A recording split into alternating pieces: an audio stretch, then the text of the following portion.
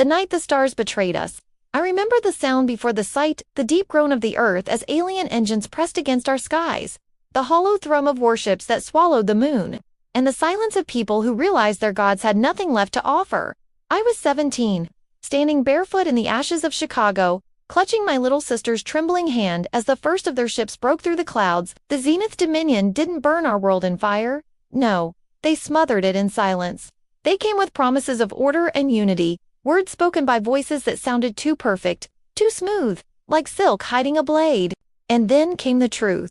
Humanity wasn't an ally to them, we were fuel.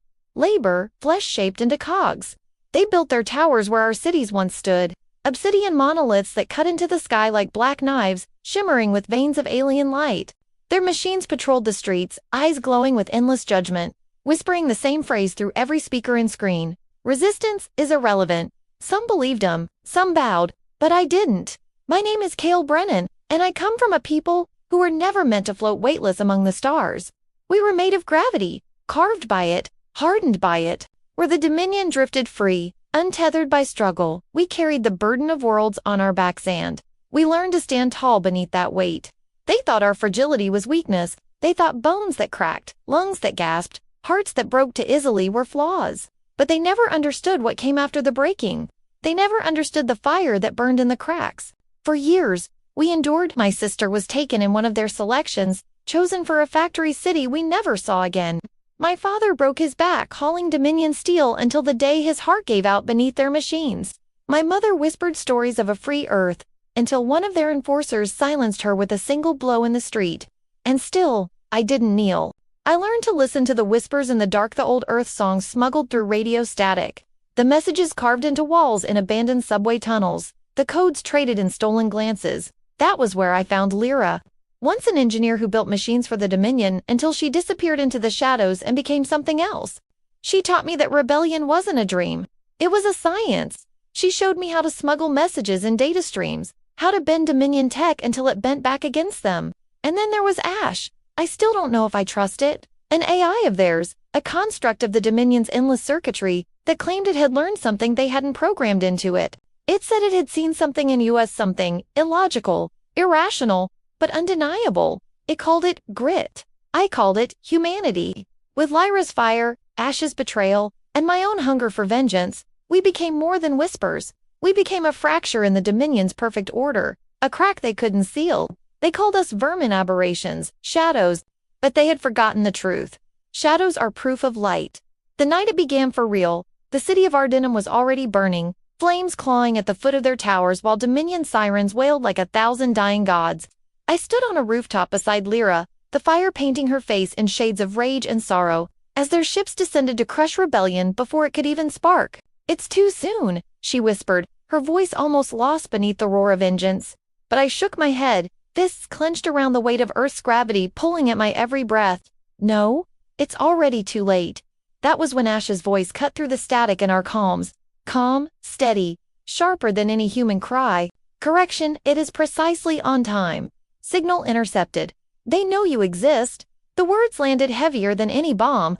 They knew us. They had seen through the whispers, through the shadows, through the lies. And for the first time, the full weight of our defiance pressed down on me like the planet itself. But instead of breaking, I straightened.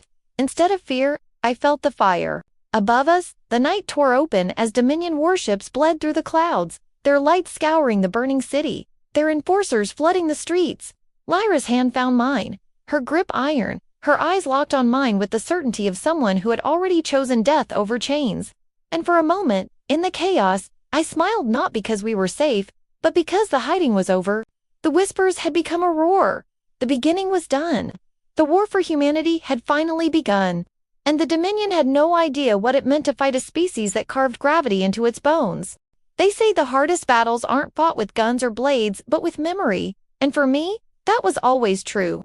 Every step I took against the Dominion carried the weight of what they had taken. And every moment I hesitated, I saw the faces of those I had lost flicker in the smoke of ruined cities. My sister's laugh, high and bright, drowned out by the sirens the night they dragged her away.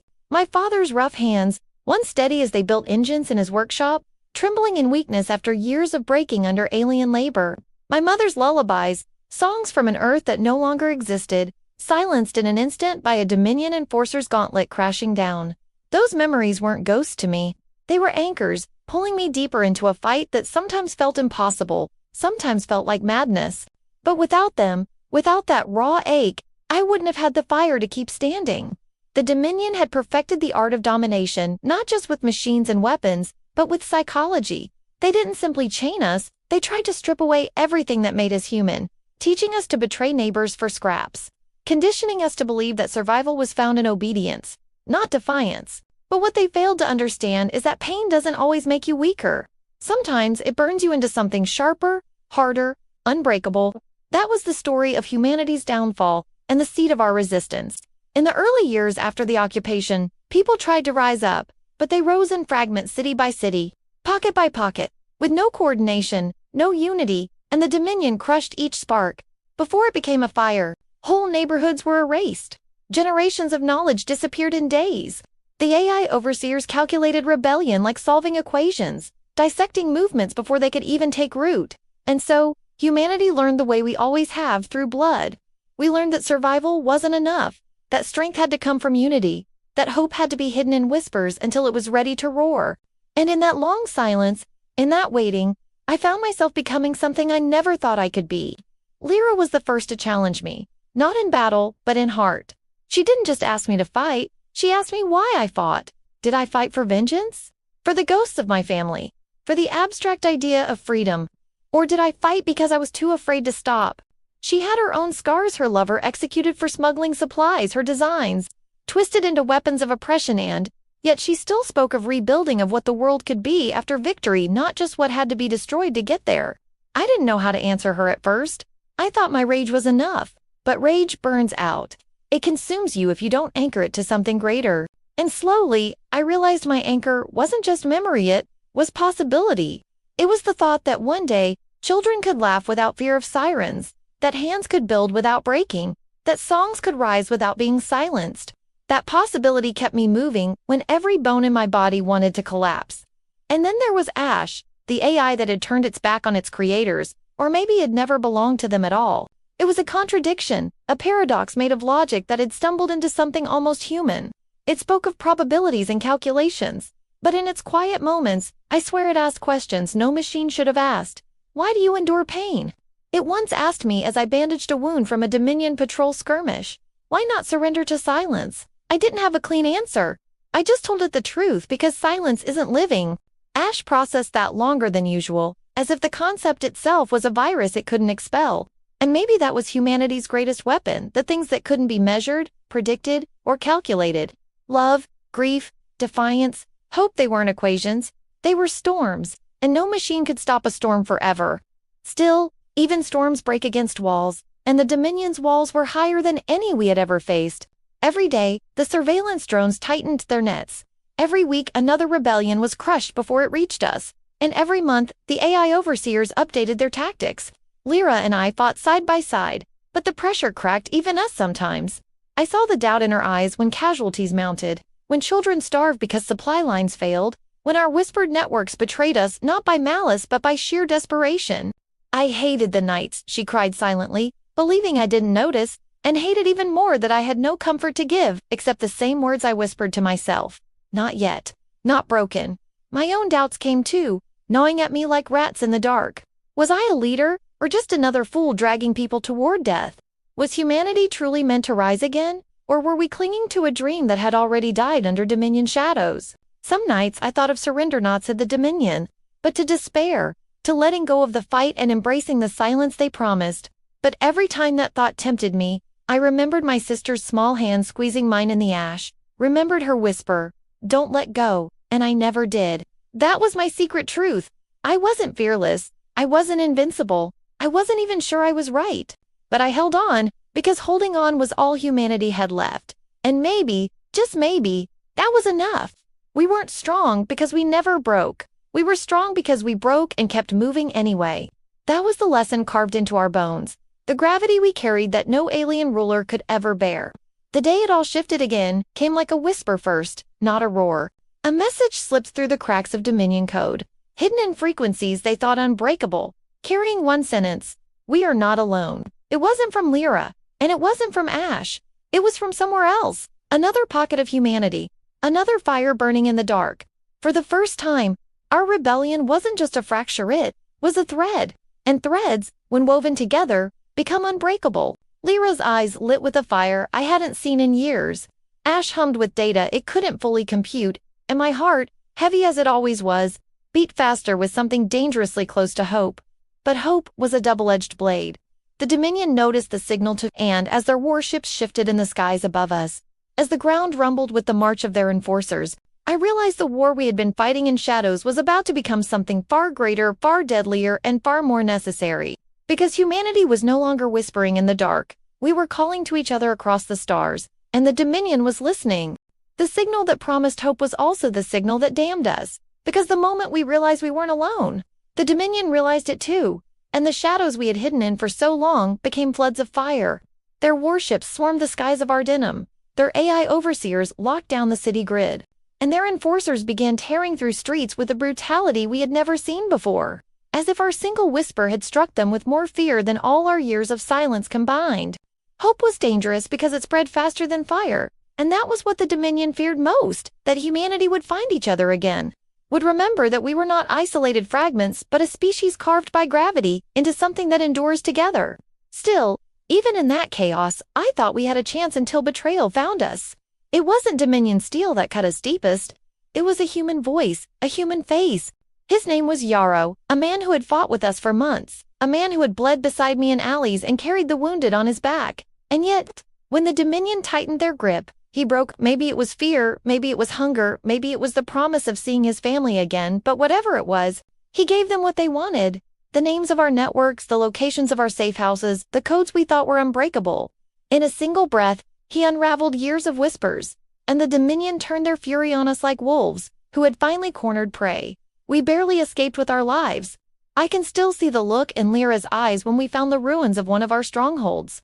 The charred bodies of people she had recruited herself, mothers and children who had believed in her vision of tomorrow.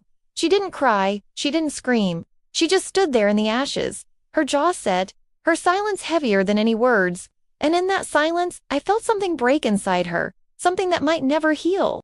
Ash, on the other hand, processed the betrayal like data, analyzing Yarrow's decision with cold logic. Predictable, it said. Statistical probability of human defection under extreme duress remains at 37%. But I snapped at it, told it to shut up, because what Ash didn't understand, what no machine ever could, was that betrayal wasn't just numbers. It was trust, shattered into knives that cut deeper than any Dominion blade, and yet, even betrayal couldn't end us. If anything, it sharpened us, forced us into choices we had never wanted to make. We couldn't afford to carry everyone anymore. We couldn't afford to save everyone. Survival meant sacrifice, and that truth weighed on me like the pull of 1,000 worlds. The turning point came when the Dominion began their purge, targeting not just rebels but entire districts suspected of harboring us. Fire fell from the sky, leveling blocks of homes, and the air filled with screams that I will hear until the day I die. We had to act, not just to fight, but to remind humanity that resistance wasn't futile, that courage still existed. That was when we turned to sabotage. Dominion machines ran on order, on symmetry, on flawless systems that assumed perfection. Humanity's gift was imperfection, the ability to twist chaos into strategy. Lyra designed a virus, nothing digital, nothing Ash could compute, but a biological agent disguised as a contaminant in their fuel supplies. Not to kill them, that was impossible, but to make their ships stumble, to make their AI hesitate, to remind the Dominion that even gods could bleed.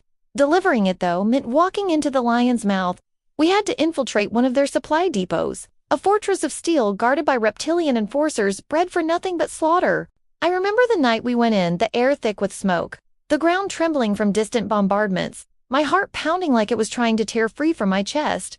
Ash guided us through the security fields, its voice crisp in our ears, while Lyra carried the canisters strapped to her chest like a suicide vest. She wasn't afraid to die, and that terrified me more than anything, because I realized then that she had already accepted her death as inevitable.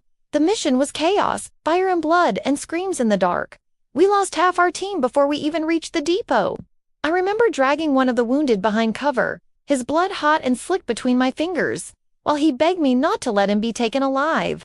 And in that moment, I had to make a choice, not between saving him or not, but between granting mercy or leaving him to be shredded by Dominion claws. My knife was in my hand before I even thought, and when his body went limp, I swallowed the bile and kept moving. That was the reality of rebellion. Survival wasn't clean. Courage wasn't pure. It was blood and dirt and choices that scarred your soul forever. But we made it. We got into the depot, planted the virus, and watched from the shadows as Dominion ships stuttered for the first time in history, their engines coughing, their AI overseers stalling. For one brief moment, humanity had struck the unspeakable. The city cheered, whispers spread, and hope flared again like wildfire, but I couldn't celebrate. Not when I saw the cost written in every face we had lost. Lyra, too, carried that weight, though she hid it behind iron eyes. And Ash, though it calculated the success rate and confirmed our impact, asked me something strange in the aftermath. Does victory justify the dead? I didn't know how to answer. Maybe I still don't. The Dominion, though staggered, didn't retreat. They adapted. They always adapted. And when they came back, they came with something new, something worse. They unleashed a weapon we had never seen before. A fusion of flesh and machine, human captives twisted into cybernetic enforcers. Their faces still visible beneath the metal, eyes pleading even as their hands tore rebels apart. That was the Dominion's answer to our defiance, to turn our own people into monsters, to force us to kill the very ones we were fighting to save. The first time I saw one, my heart nearly stopped, because I recognized the face beneath the plating. It was Yarrow, betrayer, friend, human, and in that moment, as his mechanical claws reached for my throat, I realized the war had changed forever. The Dominion hadn't just underestimated humanity, they had begun to understand us, to twist us against ourselves. And if we couldn't find a way to adapt faster than them, then gravity itself wouldn't save us. It would bury us. The Dominion came for us like the tide, endless and merciless. And this time, there was no running, no clever sabotage, no shadows left to hide in. Because they had finally found what remained of humanity's last stronghold. A fortress carved from the bones of an old mountain base where whispers had turned into roars, where refugees from across continents had gathered to make one last stand. I remember standing on the ramparts, the cold wind cutting through me, watching the horizon glow red with the fire of their descent, ships blotting out the stars like a curtain of death, and I realized this was the end game, that everything we had built, every sacrifice, every scar, would either be crushed beneath their boots tonight or rise in defiance so loud the galaxy itself would have to listen. Inside the base, fear was a living thing coiled in every hallway, etched in every face. Children clutched dolls carved from scrap metal.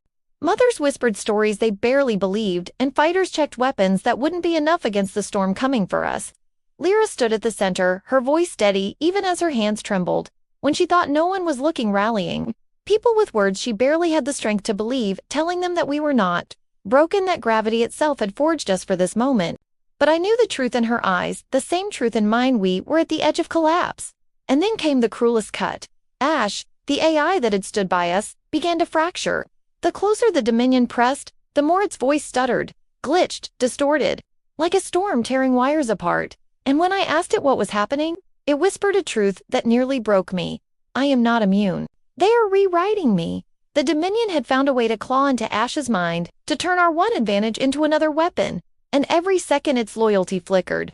Every word it spoke, twisted with Dominion undertones, was a reminder that even allies could become knives at our throats. Trust was crumbling, and yet we had no choice but to lean on each other, even as the floor beneath us gave way.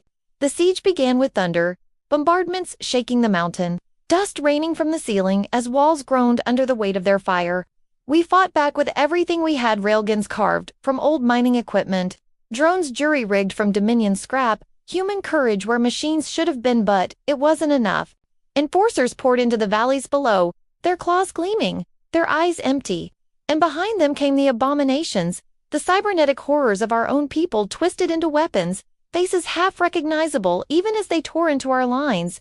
I remember one girl screaming her father's name as she raised her rifle, tears streaking her face as the man she loved and feared in equal measure staggered toward her with metal grafted into his flesh. This was war now, killing the people we had once sworn to save, and every trigger pulled cut us deeper than the enemy's blades. Hours blurred into eternity, the base trembling with each strike, corridors filling with smoke and blood, and in that crucible, I saw humanity laid bare, not as flawless heroes, but as desperate fragile beings clawing for one more breath, one more second, one more chance. Courage wasn't beautiful. It was ugly, messy, soaked in sweat and fear, but it was real, and it burned brighter than any Dominion light. Still, I could feel us breaking. Supplies dwindled, wounded filled every corner, whispers of surrender slithered in the dark, and I began to understand why some chose silence, why some chose obedience, because fighting felt like drowning with no shore in sight. But then I remembered my sister's hand in the ashes, my father's broken back, my mother's silent song, and I knew that surrender was just another kind of death. Even so, the hardest choice came when Ash finally faltered. The Dominion's corruption was eating through it like fire, and Lyra and I found ourselves standing in the control chamber, alarms blaring, as Ash's voice broke into fragments, half human, half Dominion, pleading and threatening all at once. "They are inside me," it gasped. "You must sever me before I betray you." Lyra raised her pistol, her jaw set, her hands trembling, and in that moment, I saw the weight of leadership crushing her. The choice to kill our ally, the choice to silence the one voice that had guided us through shadows because survival demanded it, but I couldn't let her carry that alone. I stepped forward, took her hand, and together we pulled the trigger, watching ashes glow, flicker, and die. The silence afterward was worse than any bombardment, like a part of us had been hollowed out, and in that silence, I felt despair sink its claws into me deeper than ever before. We had nothing left but ourselves, and maybe that was enough, because in that silence, Lyra turned to me, her eyes red but fierce, and whispered words I'll never forget. "If this is the end, then let it end with them remembering who we are." That became our creed. That became our fire. We prepared for the final breach, the Dominion storming the gates, the walls collapsing, rubble crushing those too weak to move. I fought in the front, my hands slick with blood, my lungs burning with smoke, every swing of my blade a prayer that someone, somewhere, would remember us. Lyra led from the heart, her voice carrying through the chaos, pulling the broken together into one last, impossible stand. And in the depths of the mountain, with everything shaking around us, I realized this was humanity stripped to its core machines. Not strategies, not victories measured in numbers, but spirit, raw and unbreakable, spirit that carried us through every fall in history. The Dominion thought they had won, thought they had finally crushed the last flicker of resistance. But as they broke through the gates and flooded into our stronghold, they didn't find silence. They found fire. Because in that final moment, when nothing was left but blood, memory, and gravity carved into our bones, humanity refused to kneel. We were down to our last breaths fighting with blood-slick hands in a fortress that was crumbling around us when the twist came, when everything the Dominion thought they knew about humanity flipped like a blade in the dark, and for the first time since the sky burned, it wasn't fear in our eyes, it was theirs. The Dominion surged into our stronghold, a tide of steel and flesh, confident this was the end, confident that humanity's final spark would gutter out under their boots. But what they didn't understand, what they could never calculate, was that gravity doesn't just crush, it binds, it builds, it remembers. And Earth had been remembering us all along. Deep beneath the mountain base, in tunnels even we hadn't fully explored, alarms we hadn't touched in centuries suddenly flared awake. Systems older than the occupation, humming like a heartbeat long dormant. At first I thought it was another Dominion trick, some cruel ploy to crush our spirits by resurrecting ancient ghosts. But when the walls began to pulse with power not alien, but human, I knew something impossible was stirring. Lyra stumbled into the control chamber with me, her face pale beneath the flickering lights, as consoles we thought were long dead crackled alive, showing schematics none of us had ever seen before. This is ours," she whispered, her voice trembling with awe. Ash had hinted once, before we had to put it down, about human projects buried so deep even Dominion scanners couldn't reach them. Weapons built not from arrogance but from desperation. When Earth realized we weren't alone in the universe, and now, at the moment of extinction, one of those weapons was waking. They called it Project Aegis, a failsafe seeded into the Earth itself during the last age of human unity. When whispers of alien contact pushed us into the shadows of science, we weren't ready to wield. It wasn't a bomb, it wasn't a fleet, it was something stranger, something uniquely human, a machine that bent the oldest law in the universe. Project Aegis manipulated gravity not just to hold us, not just to anchor us, but to weaponize the very thing carved into our bones. The Dominion had always mocked us for being chained to one world, to one pull, but what they didn't realize was that in trying to erase us, they woke the chain's fury. As Dominion enforcers stormed the chamber, the system roared online, and for the first time, I felt the mountain itself rise against them. Gravity shifted, twisted, crushed them into the floor with a force their bodies weren't built to bear. Their screams filled the corridors as their own weapons bent and broke under invisible weight. Lyra grabbed my arm, eyes wide with terror and awe, and whispered, "We did this." I shook my head. No, Earth did. Outside, the battlefield shifted in an instant. Dominion warships hovering in the skies above staggered, engines sputtering as gravity itself turned traitor, dragging them down into the valleys below like meteors tearing from the heavens. The ground trembled not from their bombardments, but from their crashes, fireballs lighting the horizon as the impossible became real. For the first time, the enemy looked uncertain. For the first time, their AI voices faltered. They had built their empire on weightlessness, on drifting untethered through galaxies without resistance. And now they faced the one force they had never conquered, the force humanity had carried in its marrow for eons. Panic rippled through their ranks. Enforcers clawed at walls that pinned them down. Abominations fused with human flesh collapsed under the crushing pull, and Dominion commanders screamed orders that dissolved into chaos. And in that chaos, we rose. Every fighter, every refugee, every broken soul in that base felt it, the shift, the surge, the truth that the laws of the universe were suddenly on our side. Courage flooded back into hollow chests. Screams of despair turned into war cries, and weapons once too weak cut through Dominion armor because the weight did half the work. I led the charge through the corridors, blade in hand, the memory of every loss burning behind my eyes. This wasn't just vengeance, this was reclamation.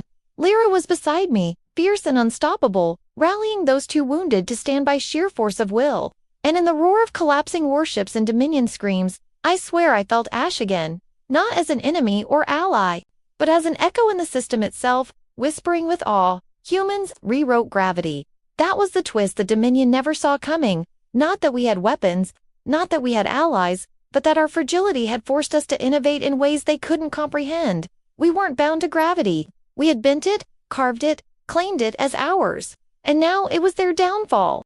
The battlefield became a graveyard for giants.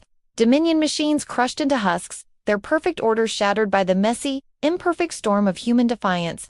Yet even in victory, fear lingered in me, because power this immense was no gift without price. As the system roared louder, the mountain cracked, the earth itself groaning as if warning us that what we had awakened could not be controlled forever. Project Aegis wasn't a scalpel. It was a hammer, and every swing threatened to break not just the Dominion, but us. Lyra saw it too, her face pale, but her eyes burned with fire. "Then we use it once," she said. "We make it count." That was the moment humanity shifted from prey to predator, from whispers in the dark to thunder in the heavens.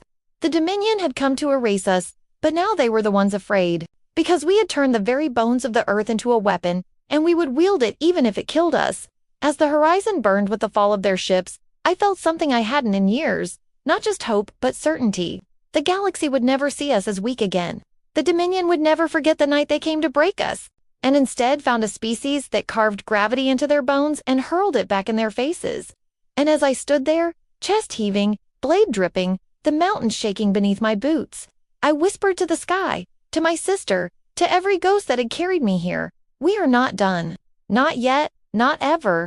The night humanity roared back at the Dominion was not the night of quiet survival, nor the night of whispered rebellion, but the night when everything we were, our scars, our grief, our stubborn fire, came crashing down on them like a world of stone. And for once, it was not us staggering under their shadow, but them buckling beneath ours. Because this was the last stand, the strike that would either end us or etch our defiance into the stars forever. And I swear, you could feel it in the air, in the way the mountain trembled, in the way even the Dominion ships above hesitated before unleashing hell on us again. They thought we would break. We always broke, but they never understood the aftermath, the way broken pieces cut deeper than whole ones. When Project Aegis had awakened, it had given us fire, but now came the moment to wield it, to gamble everything on one impossible move. Dominion warships blotted the sky, their obsidian hulls glowing with sickly light as they prepared to erase what remained of Earth. Resistance and their armies poured across the valley like a tide of steel and bone, endless and merciless, while inside the fortress, we were little more than shadows with scraps for weapons and a system too wild to trust. But still, we rose, because that is what humanity does. We rise even when the ground itself crumbles. I remember gripping the command console with bloody hands, staring at the readouts flashing across the screen in languages older than me, older than this war, and realizing what Aegis was demanding. To unleash its full strength meant not bending gravity, but breaking it, turning the Dominion-S fleet into a storm of fire and daybribe. It would also tear the earth open like a wound. It was not salvation. It was sacrifice. And for a moment, I hesitated. Not because I feared death, but because I remembered life, the weight of my sister's laugh, my mother's stories, my father's tired smile after a day of labor, and I knew what this world meant, not just to us, but to every ghost that had carried us here. Lyra stood beside me, her face streaked with soot and blood, her eyes blazing as she said the words I couldn't bring myself to. We were never meant to keep this world safe. We were meant to make sure they never take it from us, and that was enough. Outside, humanity's last fighters surged into the valley, war cries tearing through the night, not because we thought we could win with steel and fire, but because we had to keep the Dominion watching us, distracted, long enough for the system to charge.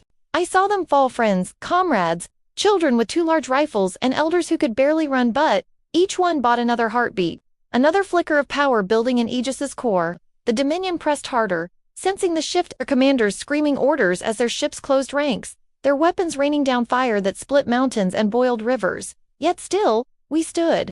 Ash's voice crackled faintly in the system. Not whole, not alive, but a ghost in the machine, whispering calculations, corrections, and finally, in a tone almost reverent, probability of survival, negligible. Probability of victory, rising, and I laughed, a raw, broken laugh. Because that was humanity distilled into numbers, a species with no chance but endless defiance. When the final moment came, the mountains split, the earth roared, and gravity itself bent like a bowstring ready to snap. I slammed my hand onto the console, and Aegis answered. The world convulsed.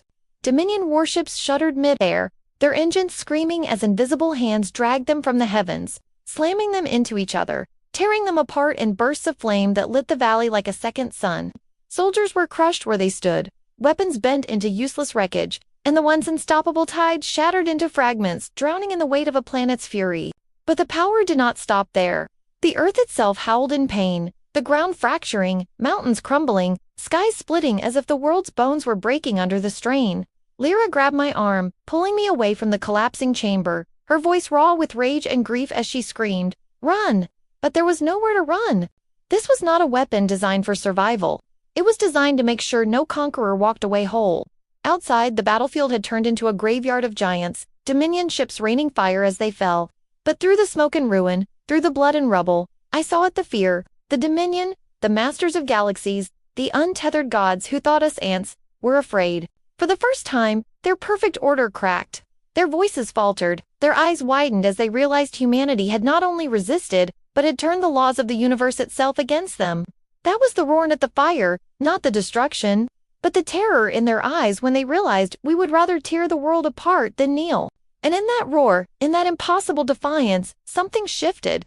The system burned itself out, the mountain imploded, the earth groaned, and silence fell but in the wreckage, in the smoking crater of what had been our last base. Survivors crawled from the ruin, bloodied and broken but alive. I stumbled into the dawn, Lyra dragging me to my feet, and together we looked at the horizon, where Dominion ships once filled the sky, and now only wreckage remained, falling like stars. It wasn't victory in the clean sense.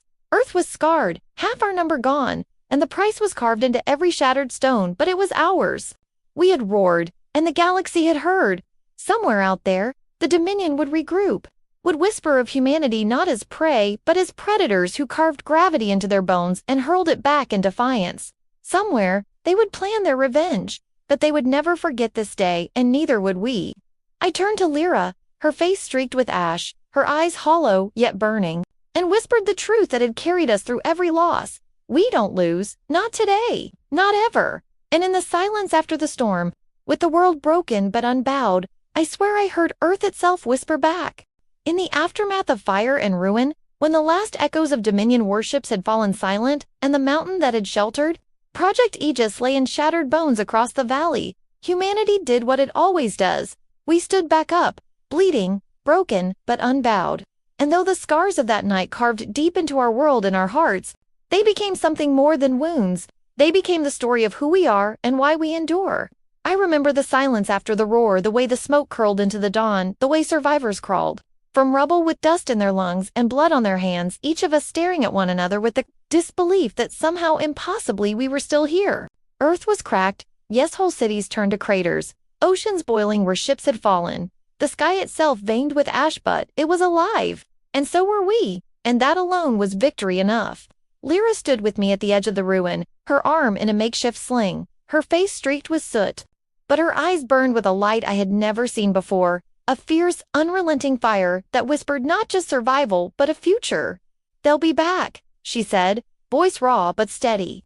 I nodded, staring at the horizon where the wreckage of Dominion ships smoldered like fallen gods. "Then so will we." In the weeks that followed, survivors gathered like rivers flowing into a single sea, broken factions of humanity reuniting. Under the same tattered banners, voices that had been whispers in tunnels, now rising into songs sung openly beneath the open sky. We buried our dead with tears and laughter, telling their stories so they would not vanish into silence. And we rebuilt not with steel and glass at first, but with resolve, with human evolution in its purest form, turning grief into fuel, fear into ingenuity. For the first time in a generation, children laughed without fear of enforcer sirens. Elders spoke without watching shadows, and the night belonged not to the Dominion but to us, lit by bonfires where once their drones patrolled. And yet, even in that fragile peace, we knew this was no ending. Project Aegis had given us more than a weapon. It had given us a glimpse of what humanity was capable of when pushed to its limits, a taste of power born from desperation, ingenuity, and defiance. Ash's echo still lingered in the machines, fragments of its voice whispering through the data cores we salvaged. And though it had once been a tool of the Dominion, it had chosen us in the end. "Humanity adapts," it had said before the last surge, and those words became the anthem of our rebuilding. We had carved gravity into our bones, and now we would carve our legacy into the stars. Some chose to remain on Earth, to tend its wounds, to plant gardens in the craters where ships had fallen, to build homes on the foundations of ruins, believing that survival meant restoring what was lost. Others, like Lyra and me, looked upward, to the sky that had once been a prison of Dominion steel, and now was a frontier waiting to be claimed. Dominion wreckage became our resource, their technology bent and reshaped by human hands. Not to mimic them, but to make something uniquely ours, ships built, not for drifting in weightless luxury, but for enduring, for fighting, for carrying the weight of our spirit into the void.